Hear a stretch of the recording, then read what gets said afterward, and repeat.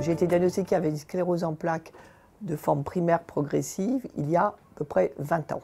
Je suis médecin de formation, donc comme quoi d'être médecin, ça n'empêche pas d'être malade. Je suis très impliquée au niveau de la Ligue française contre la sclérose en plaques et j'ai fait il y a à peu près 2 ans et demi une formation de patients experts. Et donc ce sont des personnes qui, je ne dirais pas qui dominent, mais qui ont appris un peu à prendre de la hauteur vis-à-vis de leur maladie, qui ont surtout une grande expérience de leur maladie, et donc sont capables de faire partager cette expérience avec différents publics. Ce site, effectivement, je l'ai découvert avec une autre collègue patiente experte il y a 3-4 mois. Il y a toute la partie classique où on explique qu'est-ce qu'est la CEP, la physiopathologie, les symptômes cliniques, les traitements et tout. Bon, c'est fait de façon très compréhensible et tout. Moi, ce qui nous a beaucoup plu, c'est toute la partie, disons, plus pratique. C'est-à-dire ma CEP au quotidien. Alors c'est bien, aussi bien ma CEP au quotidien dans ma maison que dans ma vie professionnelle, dans ma vie familiale, dans ma vie sociale, parce que d'avoir une CEP, bon, c'est les problèmes médicaux, mais c'est tous les problèmes administratifs qu'on peut avoir derrière.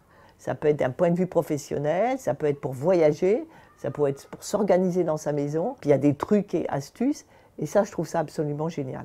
Alors nous, on a été impliqués par exemple sur des questions, sur comment on a géré vis-à-vis de notre vie professionnelle. Est-ce qu'on l'a dit? Si on a eu des problèmes, à qui on s'est adressé? Ça, par exemple, quand il faut faire des voyages, je voyage beaucoup, même en fauteuil. C'est pas parce qu'on est même en fauteuil ou qu'on a du mal à se déplacer qu'on ne peut pas continuer de voyager. Donc là, j'ai pu faire un peu partager mon expérience, comment je m'organise pour voyager. Il y a la vie aussi familiale, par exemple. Ça, c'est un truc qu'on a trouvé absolument génial, parce que je crois que je ne l'avais jamais vu avant. C'est comment on parle de sa CEP à son entourage. Aussi bien son conjoint, son compagnon ou sa compagne. Après, ça peut être les enfants, à la famille, aux amis, puis le cercle professionnel. Et c'est vrai que l'approche n'est pas du tout la même. Et là, par contre, c'est très bien fait parce qu'il y a comment on adresse ça. Eh bien, moi, je dis, venez visiter ce site plutôt que d'aller vous balader sur des blogs sur Internet. C'est le truc à vous saper le moral. Je pense que vous trouverez une réponse à pas mal de vos questions.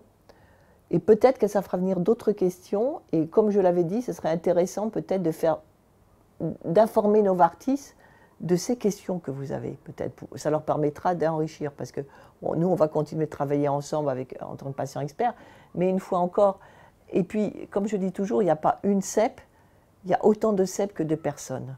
Allez-y vraiment pour cette partie en particulier, ma vie quotidienne, ma CEP au quotidien.